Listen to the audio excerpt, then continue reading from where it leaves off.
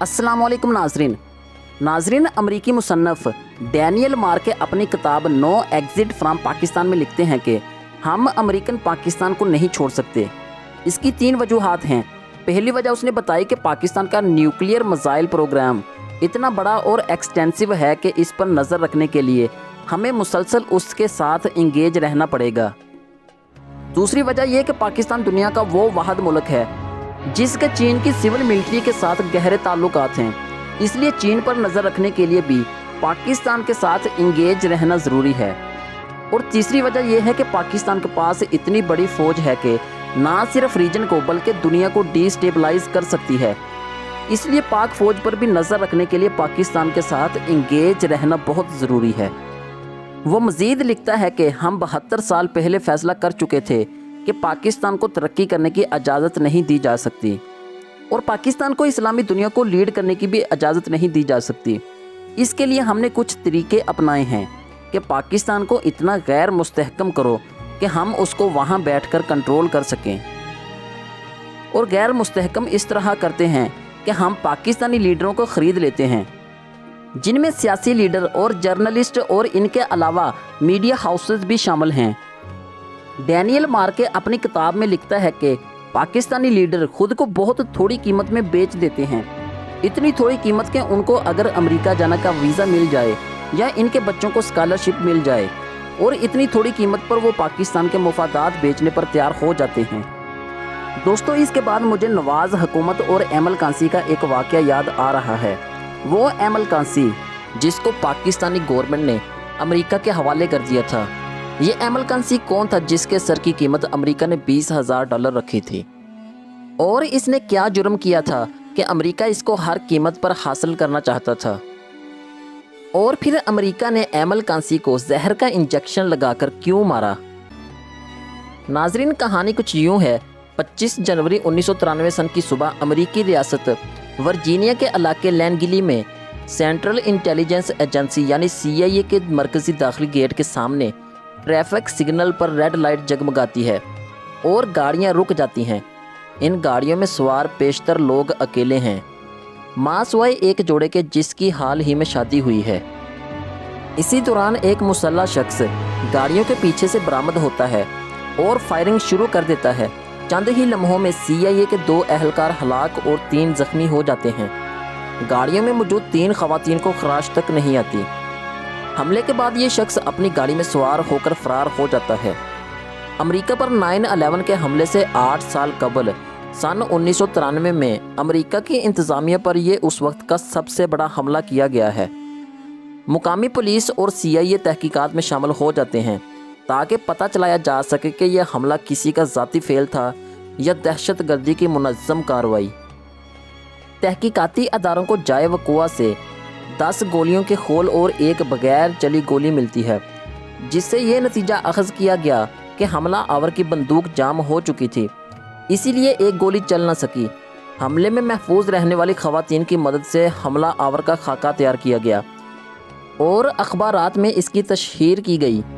आम शहरियों से मालूमात के हसूल के लिए एक फ़ोन लाइन वक्फ कर दी गई। जाए वक़ुआ से मिलने वाली गोलियों के खोल से ये मालूम हुआ कि इस हमले में AK-47 यानी कलाशनकोफ इस्तेमाल की गई थी।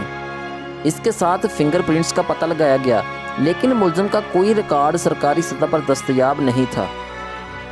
FBI की जानिब से एजेंट ब्रैडली गैरेट को तहकीकात के लिए तैनात किया गया। गैरेट ने रिकॉर्ड तलब किया कि वर्जीनिया और आसपास की रियासतों में 1 साल के अंदर कितनी कलाशनकोफ फ़रोख्त हुई हैं। रिकॉर्ड से मालूम हुआ कि इस अरसे में 1000 के करीब कलाशनकोफ फ़रोख्त हुई हैं, जिनमें से एक कलाशनकोफ हमले से 3 रोज़ कबल ख़रीदी गई और ख़रीदार का नाम एमल कांसी था। FBI के अहलकार दर्ज पते पर पहुंचे और एमल के रूममेट से मुलाकात की जो पाकिस्तानी था। इस शख्स ने बताया कि एमल किसी दूसरे शख्स की वसातत से इसका रूममेट बना था। कमरे की तलाशी के दौरान चमड़े के एक ब्रीफ केस से पिस्तौल और कलाशनकोफ की गोलियों से भरा हुआ एक मैगज़ीन भी बरामद हुआ।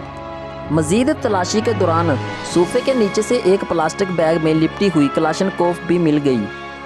एमल के रूममेट ने असले से लाइल्मी का इजहार किया और पार्किंग में मौजूद गाड़ी की निशानदेही की, जिससे FBI को یہ تصدیق کرنے میں مدد ملی کہ حملہ آور کانسی ہی ہے، جو حملے کے فوراً بعد پاکستان فرار ہو چکا تھا۔ ایمل کانسی نے ابتدائی تعلیم گرامر اسکول کوئٹہ سے حاصل کی تھی، جبکہ گورنمنٹ ڈگری کالج کوئٹہ سے گریجویشن کے بعد بلوچستان یونیورسٹی سے انگلش لٹریچر میں ماسٹرز کی ڈگری حاصل کی۔ وہ 1991 سن میں امریکہ آ گیا۔ یہاں اس کا ایک دوست امریکہ کا مستقل رہائشی تھا، وہ ورجینیا میں رہتا تھا۔ ایمل نے امریکہ میں سیاسی پناہ کی بھی درخواست دے رکھی تھی، لیکن اس کو یہ پناہ ملی نہیں تھی۔ امریکہ میں قیام کے دوران اس نے کورئیر کمپنی سمیت مختلف نوعیت کی ملازمتیں کیں۔ ایمل کے روم میٹ کا کہنا ہے کہ وہ زیادہ تر خاموش رہتا، لیکن جب عراق اور فلسطین وغیرہ میں مسلمانوں پر حملے دیکھتا تو چلانے لگتا۔ CIA ہیڈ کوارٹر پر حملے کے اگلے روز ایمل کانسی پاکستان کے لیے روانہ ہو گیا۔ اس وقت کے امریکی صدر بل کلنٹن اور وزیر خارجہ نے ذاتی طور پر اس وقت کے صدر پاکستان فاروق لغاری اور وزیر اعظم نواز شریف سے رابطہ کر کے 15 جون 1997 سن کو کانسی کی گرفتاری کے آپریشن کی منظوری حاصل کر لی۔ اس آپریشن کے لیے FBI اور CIA کی مشترکہ ٹیم تشکیل دے دی گئی، جس کا سربراہ اسلام آباد میں چیف گیری شیرون تھا، اور آپریشن کی منصوبہ بندی FBI کے براڈ گیرٹ نے کی۔ انہوں نے ایمل کانسی کے خاندان سے بھی ملاقات کی، لیکن ایمل پاکستان سے افغانستان جا چکا تھا، جہاں کچھ علاقوں میں ان دنوں طالبان کی حکومت تھی۔ امریکی حکومت نے ایمل کانسی کی گرفتاری پر $20 لاکھ کا انعام مقرر کر دیا تھا۔ کوئٹہ میں ایک مقامی کلرک نے کراچی میں امریکی سفارت خانے کے ساتھ رابطہ کیا اور بتایا کہ اسے معلوم ہے کہ ایمل اس وقت کہاں ہے۔ اطلاع دینے والے کو امریکی ایجنٹوں نے کہا کہ اس کو پاکستان لانے کی کوشش کرے، جہاں اس کو آسانی کے ساتھ پکڑا جا سکے گا، کیونکہ پاکستانی حکمرانوں سے ان کا مکمکا ہو چکا تھا۔ CIA station chief, regional security officer, state department اور FBI نے پاکستانی حکومت کے ساتھ بات چیت شروع کر دی۔ ان دنوں پاکستان میں نواز شریف کی حکومت تھی، ساتھ ہی ساتھ ISI سے بھی FBI نے رابطہ کیا، لیکن ISI کو مکمل معلومات فراہم نہیں کی گئیں، کیونکہ امریکیوں کے پاس ہیلی کاپٹرز اور طیارے تھے اور وہ پاکستان میں کہیں بھی جانے کی صلاحیت رکھتے تھے۔ مخبروں سے مل کر یہ طے کیا گیا کہ وہ ایمل کو ایک مخصوص جگہ پر لائیں گے، اور یہ جگہ ڈیرہ غازی خان کا ایک ہوٹل تھا۔ ایمل کانسی کے کچھ ساتھیوں نے کہا کہ ڈیرہ غازی خان چلتے ہیں، وہاں پر ان کی بزنس ڈیل ہے، وہ کوئی سامان خریدنا چاہتے ہیں، جبکہ رقم کی ادائیگی افغانستان میں ہی ہوگی۔ تم پڑھے لکھے ہو، اردو بھی جانتے ہو، اس لیے ہمارے ساتھ چلو۔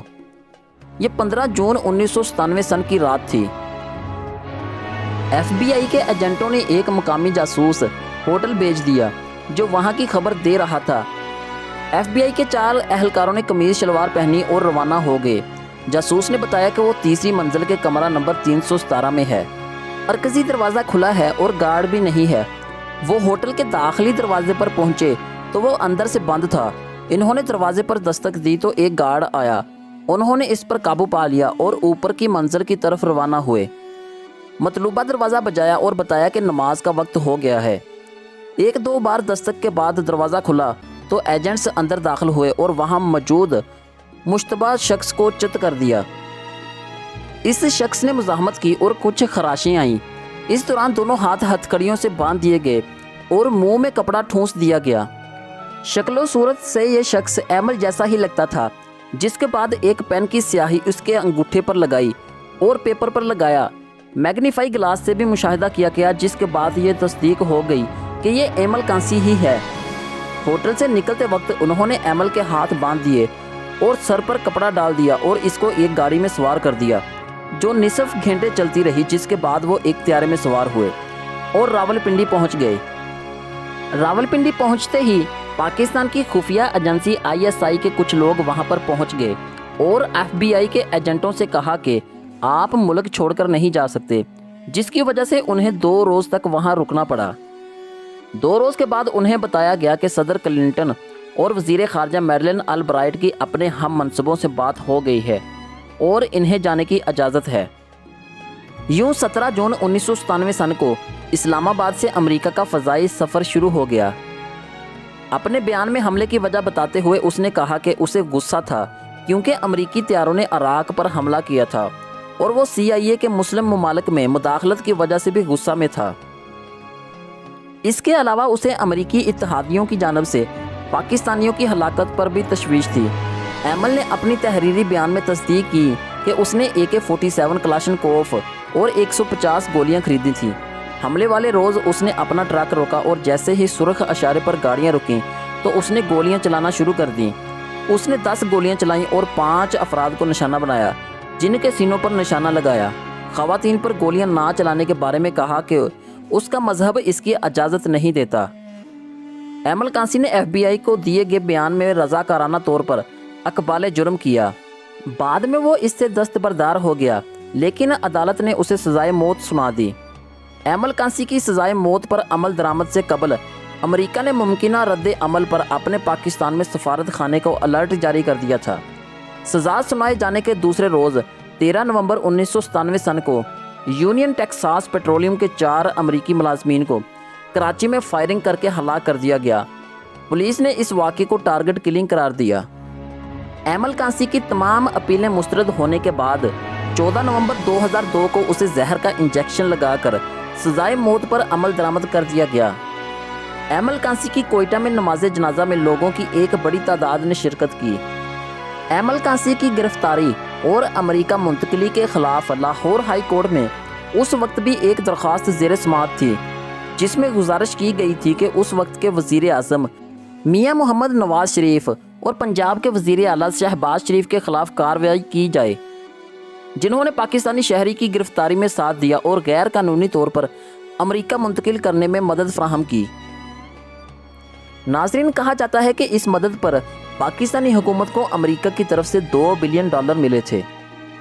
ناظرین، آج کی ویڈیو سے صرف اتنا ہی۔ مزید ایسی اچھی اور انفارمیٹیو ویڈیوز کے لیے ہمارے چینل کو سبسکرائب کریں اور بیل آئیکن کو پریس کر لیں تاکہ آنے والی مزید اپڈیٹس آپ تک پہنچ سکیں۔